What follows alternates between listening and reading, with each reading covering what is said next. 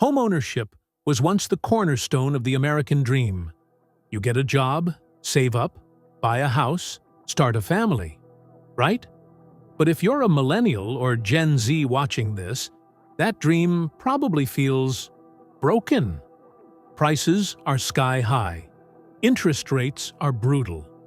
Your rent eats half your income. And even with a decent job, owning a home feels impossible. So the question is, are we really the rent forever generation? Or is there something we can do about it? Let's break it down. Let's start with the numbers. In the 1980s, the average U.S. home cost about 3 times the median income. Today, in many U.S. cities, it's 7 to 10 times. Example, median home in San Diego, over $900,000. Median household income, around $85,000. That's more than 10 times income, and it doesn't include the down payment, property tax, or repairs. Now add 7% mortgage interest on top. You're looking at a $6,000 plus monthly payment for a normal house. This isn't just a cost problem, it's a math problem. The system doesn't add up for young buyers anymore. So, how did we get here? Here's the truth the media rarely explains. Cheap money inflated housing. For over a decade, interest rates were near zero. That made borrowing cheap, and real estate prices soared. Homes became investments. Large corporations, hedge funds, and short-term rental hosts started buying homes en masse. Not to live in, but to profit from.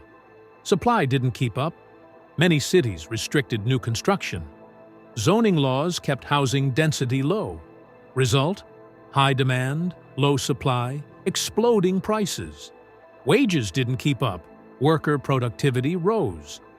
But real wages? Flat. Since 2000, home prices have doubled. Incomes haven't. So now you're stuck renting. But even that's getting worse. According to Zillow, rent in many U.S. cities rose over 30% since 2020. You're spending $2,000 a month on rent and barely saving anything. Meanwhile, home prices keep rising.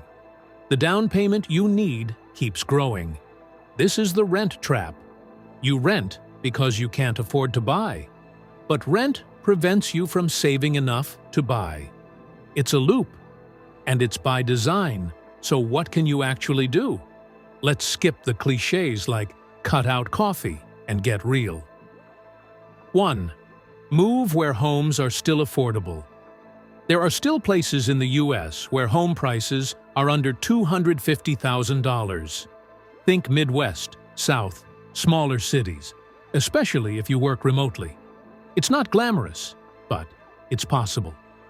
2. House hack, buy a duplex or triplex. Live in one unit, rent out the others to cover the mortgage. This works, but requires credit, capital, and creativity. 3. Invest in REITs. If you can't own physical real estate, buy real estate investment trusts.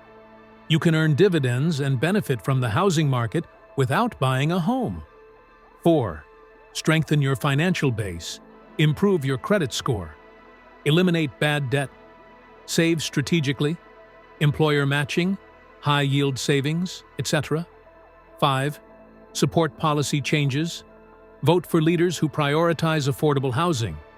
Push for zoning reform, density expansion, and lower barriers to construction. It's not sexy, but it works in the long term. The truth is, this isn't your fault. You were born into a system that shifted the odds. Housing used to be about shelter. Now it's about speculation, but blaming the system isn't enough. If you want to beat the game, you need to learn the rules and adapt. Own something, even if it's not a house. Build assets early. Think long-term. The path to wealth might not look like your parents' version of the American dream, but it's still out there.